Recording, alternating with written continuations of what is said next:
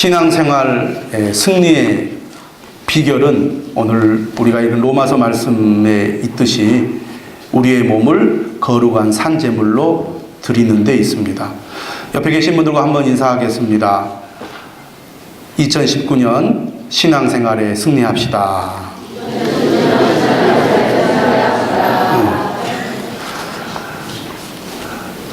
우리가 삶 속에서 구체적으로 우리의 몸을 하나님이 기뻐하시는 거룩한 산제물로 드리기 위해서는 어떻게 할까? 로마서 12장 3절과 13절은 교회 생활을 통하여 우리가 하나님께 우리의 몸을 거룩한 산제물로 드리는 방법에 대해서 배웠습니다.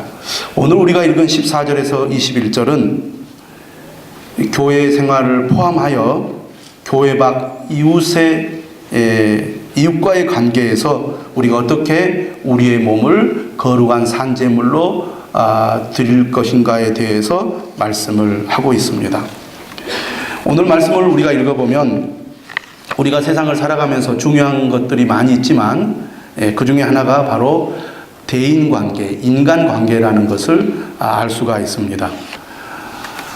우리가 세상을 살아가면서 성공적인 삶을 살기를 원합니다. 어떻게 하면 우리가 성공적인 삶을 살 수 있을까? 많은 사람들이 성공적인 삶을 살기 위해서 열심히 노력을 합니다. 실력을 키우고 능력을 갖추어서 이 세상에서 성공적인 삶을 살고자 하죠. 하지만 세상 삶을 통하여 우리가 알 수 있는 것은 실력과 능력만 가지고는 세상에서 성공하기가 쉽지 않다는 것입니다. 실력과 능력도 중요하지만 거기에 더 중요한 것이 있다면 바로 대인관계라는 것입니다. 물론 우리가 주변에서 부정한 방법으로 성공하는 사람들을 보다 보니까 인간관계를 잘하는 것을 부정적인 시각으로 보는 경우도 있습니다. 하지만 우리가 살아가는 데 있어서 대인관계, 인간관계가 얼마나 중요합니까? 어떤 사람들은 계산적으로 인간관계를 하는 사람들이 있습니다. 그것은 바로 눈앞의 이익에만 눈이 먼 사람이라고 할 수 있겠습니다. 또 다른 사람과의 관계를 두려워하는 분들도 있습니다. 하지만 우리가 세상을 살아가는 것은 다른 사람과 관계 속에서 살아가는 것입니다. 가정생활, 직장생활, 교회생활 다 마찬가지입니다. 그런 의미에서 우리가 하나님께서 어떻게 우리에게 말씀하고 있는지 눈여겨볼 필요가 있습니다. 오늘 말씀을 보면 대인관계가 매우 중요하다는 것이죠. 14절, 15절, 16절 말씀을 먼저 한번 보겠습니다. 그 중에 15절의 말씀은 우리가 익히 잘 알고 있는 말씀입니다. 즐거워하는 자들과 함께 즐거워하고 우는 자들과 함께 울라. 우리가 대인관계를 잘하려면 우리가 가져야 될 중요한 요소가 뭐냐면 공감 능력입니다. 다른 사람과 공감을 잘하는 사람이 좋은 관계를 맺을 수가 있습니다. 즐거워하는 사람들과 함께 즐거워하고 슬퍼하는 사람과 함께 슬퍼할 줄 아는 사람이 공감 능력이 있는 사람이고 그런 사람들이 좋은 관계를 맺을 수가 있을 것입니다. 예수님께서도 공감 능력이 있으셨죠. 여러분, 나사로가 죽었을 때 예수님께서 방문을 하십니다. 마르다를 만나고 마리아를 만납니다. 그리고 이 나사로의 죽음을 슬퍼하는 사람들을 보시면서 예수님이 우셨습니다.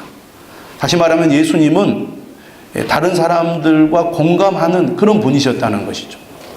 예수님께서 나사로를 방문한 것은 나사로를 살리기 위해서입니다. 나사로가 죽었지만 다시 살아날 것을 예수님은 잘 알고 있었습니다. 다시 살아날 건데 죽어도 사는데 예수님께서 굳이 슬퍼할 이유가 어디 있습니까? 슬퍼하지 말아라. 울지 말아라. 나사로는 죽은 것이 아니다. 다시 살아날 것이다. 냉정하게 그렇게 말씀하실 수도 있잖아요. 그러나 예수님은 나사로를 살리기 전에 사람들이 나사로의 죽음을 보고 슬퍼할 때 그 슬픔에 공감하셨다는 것입니다. 우리는 자신의 입장에서 왜 저 사람이 저렇게 말하지? 저렇게 행동하지? 왜 저런 감정을 갖지? 이렇게 우리가 판단하고 또 비난할 때가 있습니다. 그런데 우리가 다른 사람과 좋은 관계를 맺으려면 그 사람의 입장에서 그 사람이 왜 슬퍼하는지, 그 사람이 왜 기뻐하는지, 그 사람이 왜 저렇게 생각하는지를 우리가 이해해주고 공감하는 것이 매우 중요하다는 것입니다. 그런데 우리가 실제로 다른 사람이 슬퍼할 때 함께 슬퍼하는 것은 어느 정도 됩니다. 그런데 속을 들여다보면 다른 사람이 즐거워할 때 함께 즐거워하는 것은 의외로 쉽지 않습니다. 여러분, 내가 아는 주변의 사람이 잘 되었을 때 축하합니다, 잘 됐습니다, 이렇게 우리가 축복은 하지만 속으로는 배가 아픕니다. 네. 어떻게 보면 다른 사람이 즐거워할 때 함께 즐거워해 주는 것은 그만큼 우리의 어떤 인격의 수준을 요구하는 것이라고 할 수 있습니다. 근데 하나님은 어떤 분이신가? 축복하는 사람을 복 주시고 저주하는 사람에게 저주를 내리시는 분이에요. 그런 의미에서 우리가 정말 다른 사람의 슬픔을 함께 공감해주고 다른 사람의 기쁨을 함께 공감해주는 그런 사람이 되기를 하나님은 원하신다는 것입니다. 16절은 말합니다. 서로 마음을 같이하며 높은 데 마음을 두지 말고 도리어 낮은 데 처하며 스스로 지혜 있는 채 하지 말라.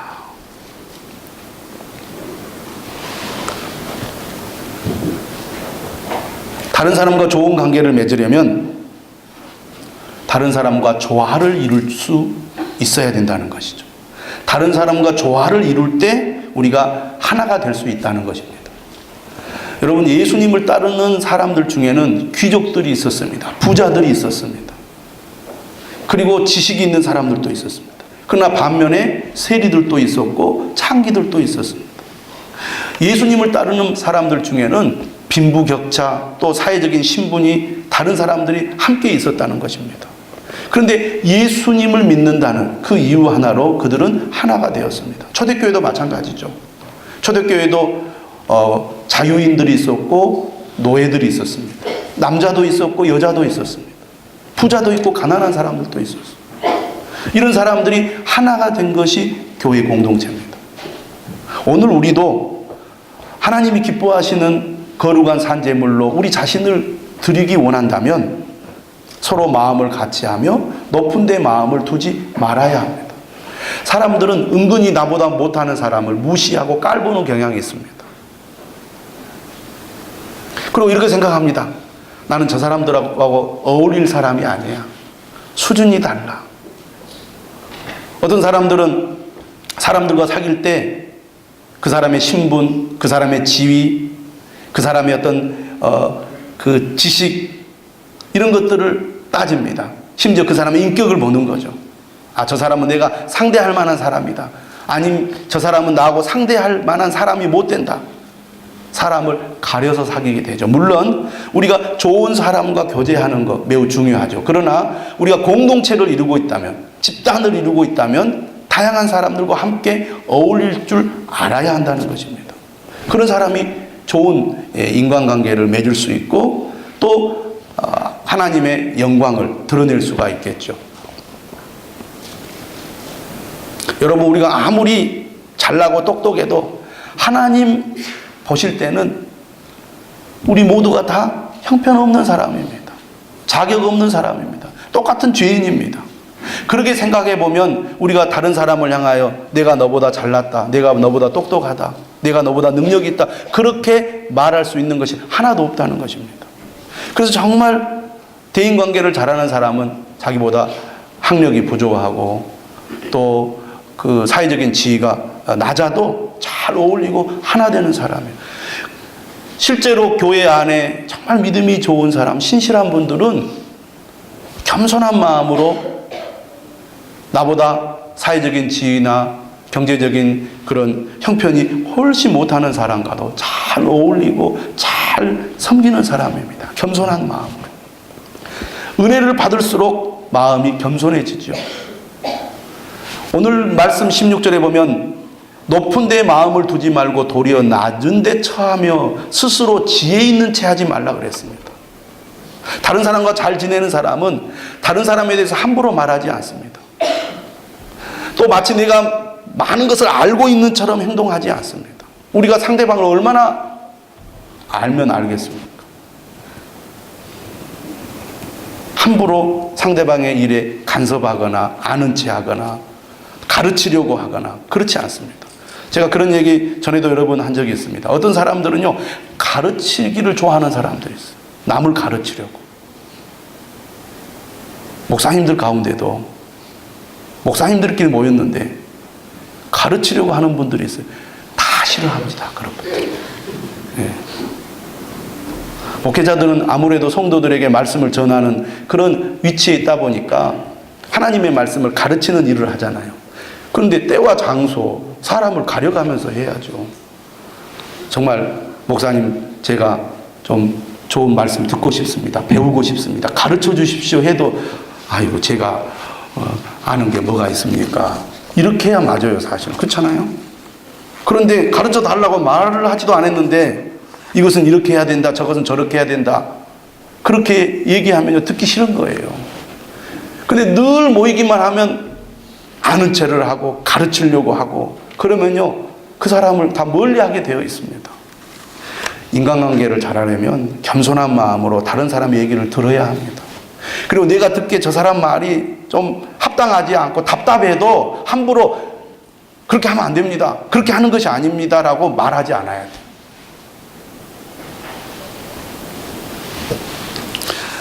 어떤 사람이 제가 고민이 있습니다, 조언을 듣고 싶습니다, 찾아와서 얘기를 하면 내가 어떻게 저 사람에게 도움을 줄까? 저 사람을 내가 어떻게 좀 도와주어서 그 사람이 이 어려움을 벗어날 수 있도록 내가 알려줄까? 그런 생각은 일단 좀 내려놓는 게 좋습니다.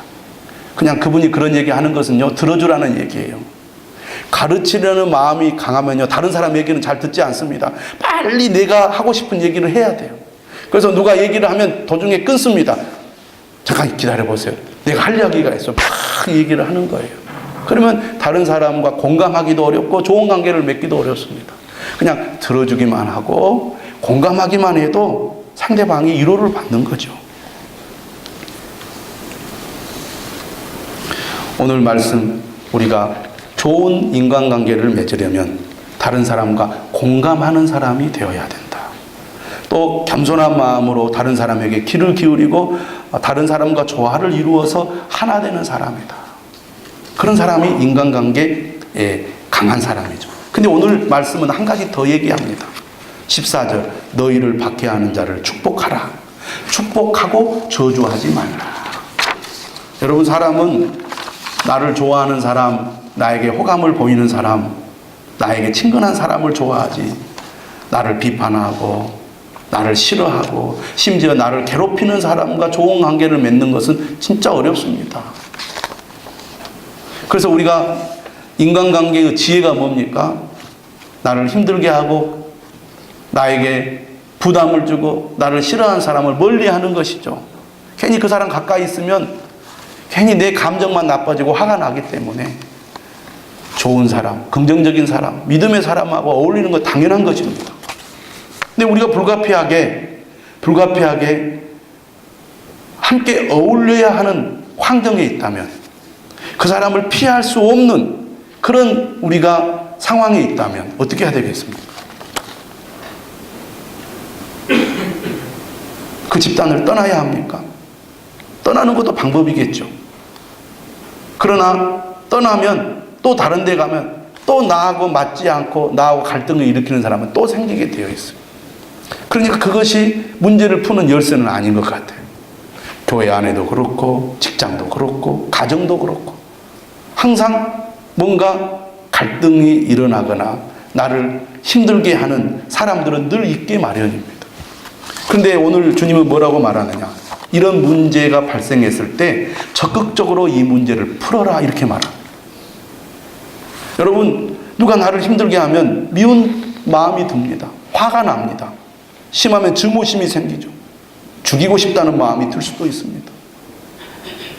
근데 그러면 내 마음이 불행해지는 거예요. 또 그런 마음이 계속 내 마음속에 쌓이면 나도 다른 사람에게 그런 사람이 되기 쉽습니다. 나도 불행해지고 내 주변에 있는 사람도 불행하게 만드는 거죠.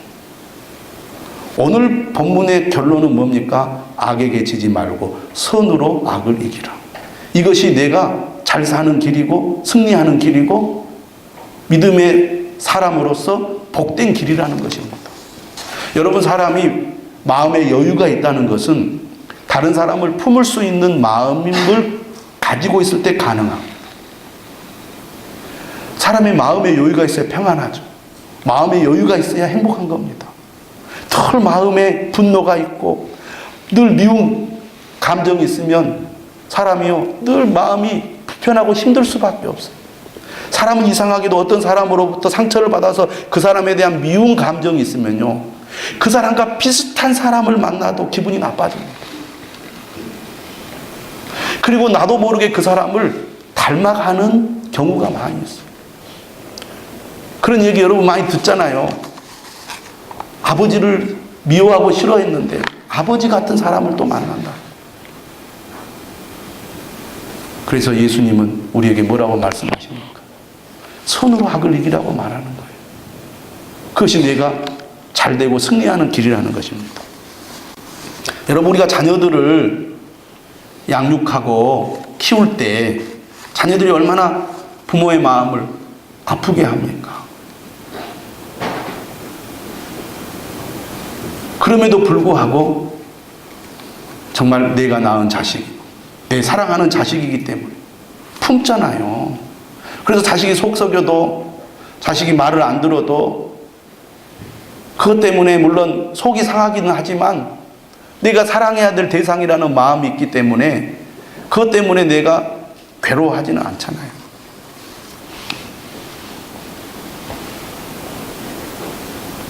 너희를 박해하는 자를 축복하라. 축복하고 저주하지 말라. 누구 좋으라고 축복하라고 하십니까? 사람들은 그렇게 생각합니다. 죽어도 나는 그걸 못하겠습니다. 근데 결국 그것이 나를 불행하게 만들고 나를 힘들게 만든다는 거예요. 주님의 말씀은 때로는 역설적이지요. 나보고 너 손해봐라 그런 말씀들이 많습니다. 그런데 우리가 곰곰이 생각해보고 그 말씀을 실천해보면 결국 그것이 나에게 유익이 된다는 것을 알 수가 있습니다. 우리는 그냥 감정대로 그리고 그냥 눈앞의 것만 생각하고 이건 내가 손해보는 것이고 나에게 오히려 나를 내 입장을 생각해 주지 않는 것처럼 그렇게 들릴 수 있지만 그 말씀을 곰곰이 생각하여 그 말씀을 실천하면 오히려 내 마음에 쌓인 모든 문제들이 서서히 풀려가는 것을 볼 수가 있습니다.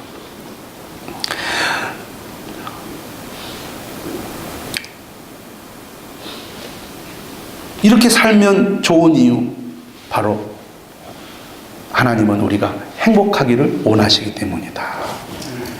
왜 하기 싫은 거, 도저히 할 수 없는 것을 하라고 하실까?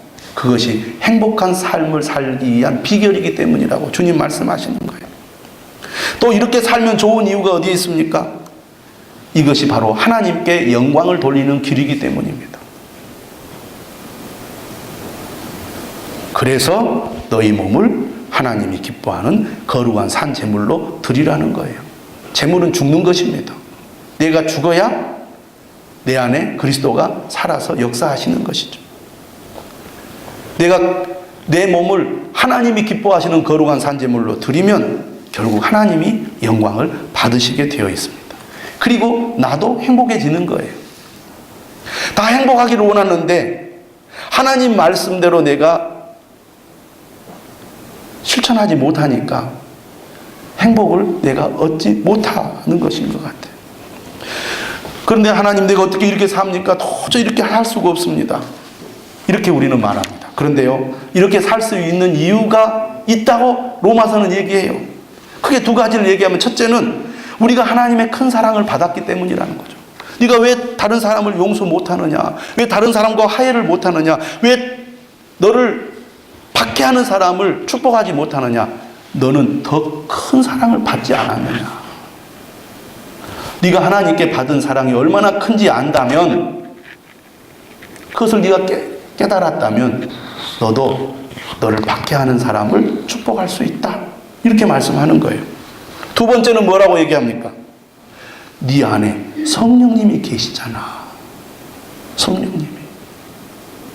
우리의 든든한 백그라운드, 우리의 든든한 코치, 우리의 든든한 슈퍼바이저, 성령님이 우리 안에 계셔서 우리가 능히 나를 박해하는 자도 축복할 수 있는 사람으로 나를 만들어 주시고, 나를 이끌어 주시고, 나를 인도해 주신다는 것이죠.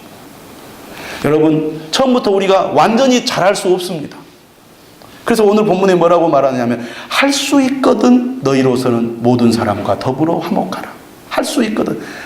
우리도 한계를 가지고 있고요, 우리의 상황도 한계를 가지고 있습니다. 나는 잘하려고 하는데 다른 사람이 안 받아줄 수 있고요, 나는 잘하고 싶지만 내 마음에 그렇게 할 만한 여유와 능력이 없어서 못할 수도 있어요. 그런데 우리가 작은 것부터 하나하나 하다 보면 성령님이 더 잘할 수 있도록 또 도와주시고, 또 실천하다 보면 더 잘할 수 있도록 도와주시는 거예요. 처음부터 완벽하게 잘할 수 없습니다. 예수님 뭐라 그랬어요? 원수를 사랑하라 그랬잖아요. 원수를 사랑하라. 마태복음 5장 44절에 나는 너희에게 이르노니 너희 원수를 사랑하며 너희를 박해하는 자를 위하여 기도하라. 이렇게 말씀하셨는데 안 돼요. 잘 안 돼요. 이건 도저히 실천할 수 없는 말씀입니다. 이런 생각이 들 때가 많아요.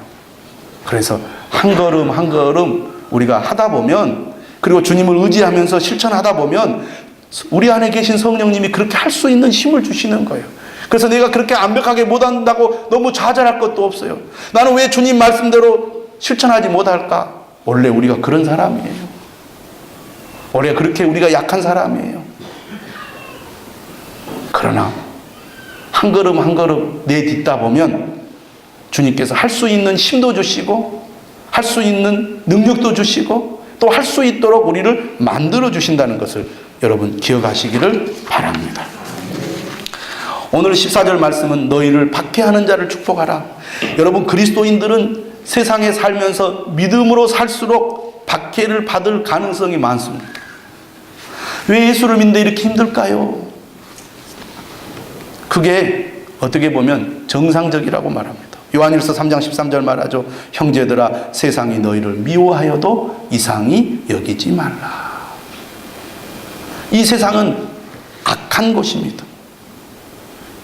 요한일서 2장 15절에 이 세상이나 이 세상에 있는 것들을 사랑하지 말라고 말씀하십니다. 그 말씀을 실천할수록 우리는 세상으로부터 박해를 받을 수밖에 없어요. 예수님께서도 마태복음 10장 22절에서 말씀하시죠. 또 너희가 내 이름으로 말미암아 모든 사람에게 미움을 받을 것이나 끝까지 견디는 자는 구원을 얻으리라. 박해를 받는 것이 어찌 보면 우리가 세상을 살아가는 동안 믿음으로 살 때 겪을 수밖에 없는 것입니다. 어떤 사람은 남편에게 박해를 받는 분도 있고, 어떤 사람은 시댁 식구들에게 박해를 받는 사람도 있고, 어떤 사람은 직장에서 박해를 받는 사람도 있습니다. 그래도 우리나라는 아직까지는 박해가 거의 없는 그런 환경에서 우리가 예수를 믿는 거잖아요. 지금도 예수 믿는 것 때문에 목숨을 잃는 사람들이 해마다 얼마나 많은지 모릅니다. 박해란 무엇입니까? 정신적으로, 물리적으로, 경제적으로 심한 고통을 주는 것입니다. 예수를 믿는다는 그 이유 하나로 정신적으로 사람을 정말 스트레스를 주고, 말로 우리 인격을 모욕하면서 불편하게 만들고 불안하게 만듭니다. 물리적으로 폭력을 행사하고 감옥에 가두고 심지어 죽이기까지 하죠. 경제적으로 힘들게 만들고 불이익을 주는 이런 박해들이 전 세계적으로 많이 있습니다. 예수님을 믿는다는 이유로 그런 어려움을 겪을 때 그 사람에 대해서 미운 마음이 들고, 나도 힘만 있으면 그 사람에게 내가 보복해야 되겠다, 그런 마음이 드는 것은 너무나 자연스러운 일이죠. 똑같이 해줘야 인지상정 아닙니까? 그렇게 못하는 것은 내가 무능하기 때문이죠. 아이들이 힘 있는 사람에게 두들겨 맞습니다. 속으로 이런 마음을 딱 갖죠. 내가 커서 힘이 생기면 내가 반드시 복수하리라.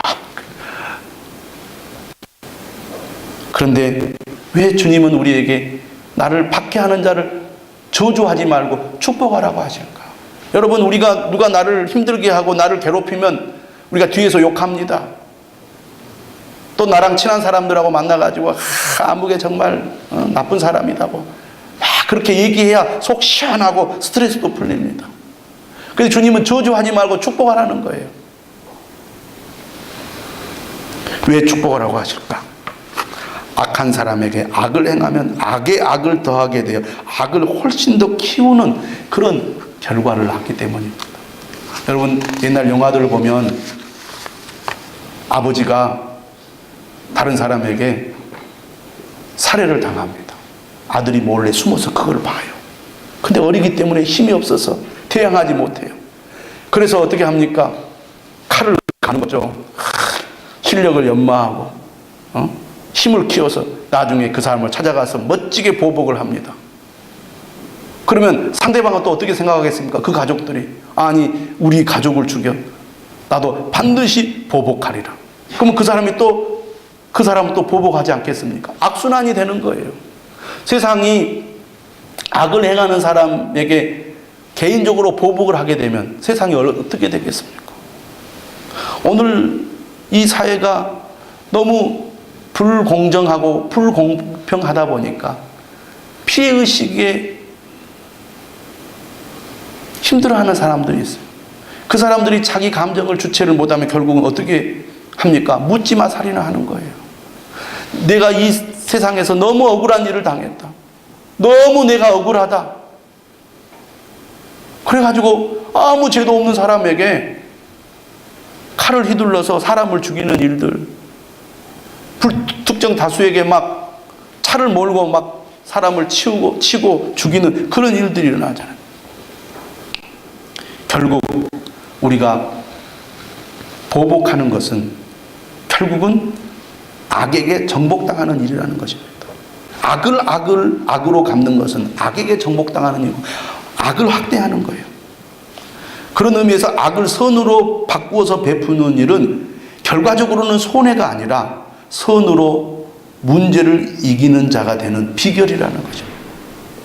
하나님은 우리가 하나님의 사랑의 위대한 승리를 얻기를 원하십니다. 우리가 타락하고 몰락하고 실패 속에 들어가는 일을 막으시는 분이세요. 선을 통해 더 적극적이고 긍정적인 길로 들어서도록 우리를 인도하시는 분입니다. 그런 의미에서 우리가 악을 악으로 갚지 말아야 됩니다. 모든 사람 앞에서 선한 일을 도모해야 되는 거예요. 그래서 박해하는 자를 축복하라는 것은 예수님 마태복음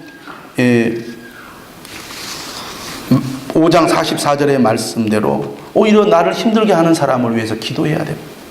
여러분, 남편이 여러분을 힘들게 하십니까? 아내가 여러분을 힘들게 하십니까? 직장의 동료가 여러분을 힘들게 하십니까? 아무개 교인이 여러분을 힘들게 하십니까? 미워하는 마음 그대로 쌓아두지 마시고 오히려 그를 위해서 더 간절히 기도해 보시기를 바랍니다. 그러면 여러분 마음속에 악한 마음이 사라지기 시작할 줄로 믿습니다.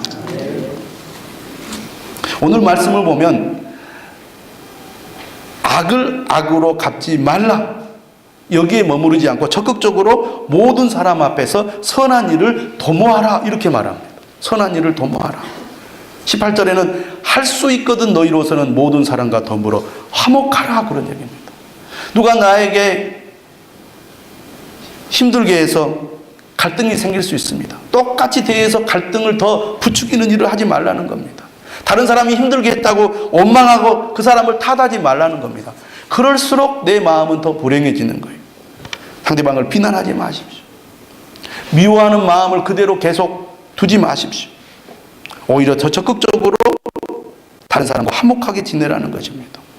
그 사람을 용서하라는 것이죠. 먼저 화해의 손을 내밀라는 것입니다.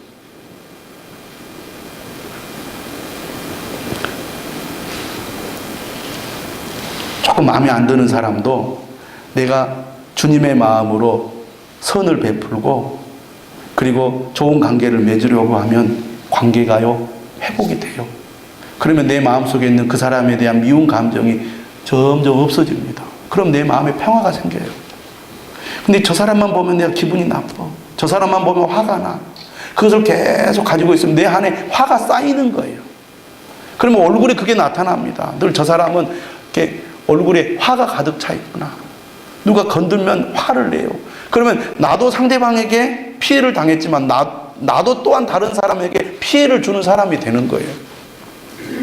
그런데 내가 용서하고 화해하고 내가 손을 내밀면요, 물론 처음에 그렇게 하는 것이 싫을 수 있고 정말 힘들 수 있지만 그렇게 하다 보면 오히려 관계도 회복이 되고 상대방도 좋아지고 나도 좋아지는 거예요.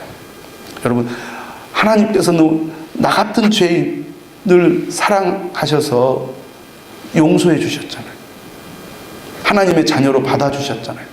하늘나라의 상속자로 나를 세워주셨잖아요.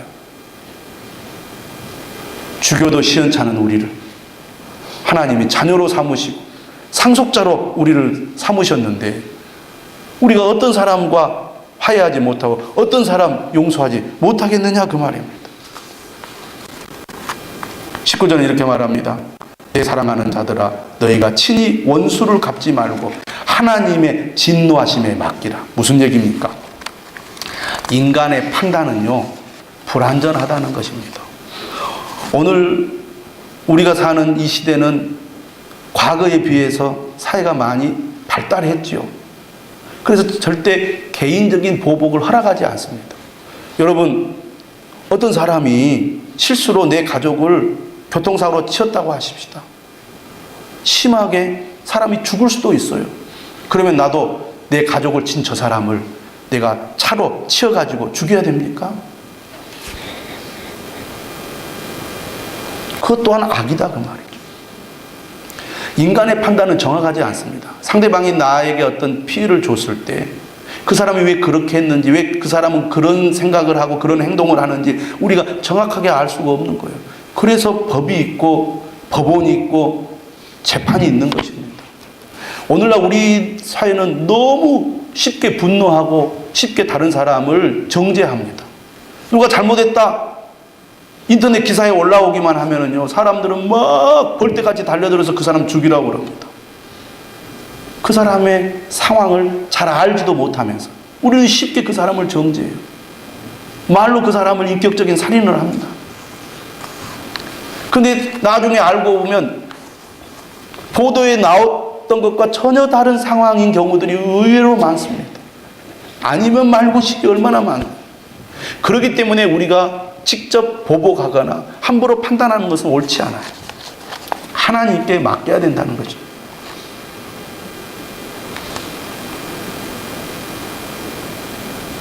이 20절은 더 적극적으로 말합니다. 내 원수가 줄이거든 먹이고 목마르거든 마시게 하라. 그리함으로 내가 숯불을 그 머리에 쌓아 놓으리라. 오히려 나를 힘들게 하고 나를 괴롭히고 나를 못 살게 하는 사람에게 더 잘 해보라는 것이죠. 실제로 더 잘. 남편이 속을 썩입니까? 더 음식을 잘해서 대접을 잘 해주시기 바랍니다.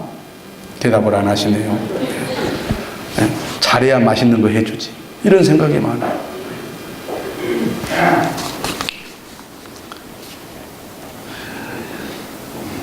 이 20절 말씀에 내가 숯불을 그 머리에 쌓아 놓으리라.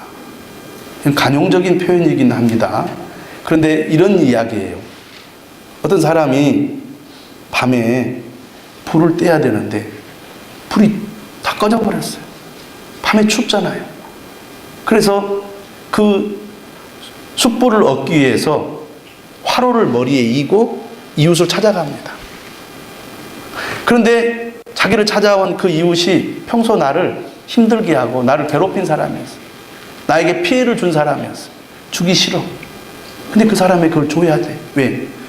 그 사람에게는 그 밤에 화로에 불이 있어야 추위를 녹이고 따뜻하게 밤을 보낼 수 있기 때문에 안 줄 수가 없잖아요. 줘야지. 그래서 그 화로에